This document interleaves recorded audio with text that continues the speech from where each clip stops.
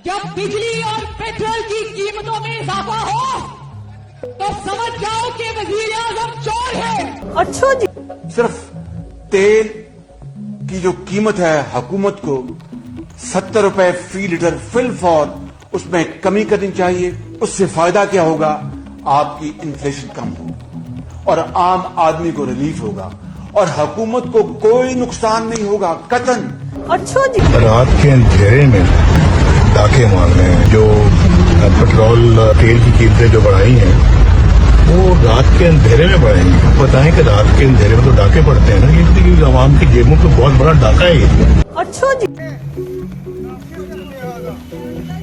बहुत मुबारक हो सर, पाकिस्तान जिंदाबाद।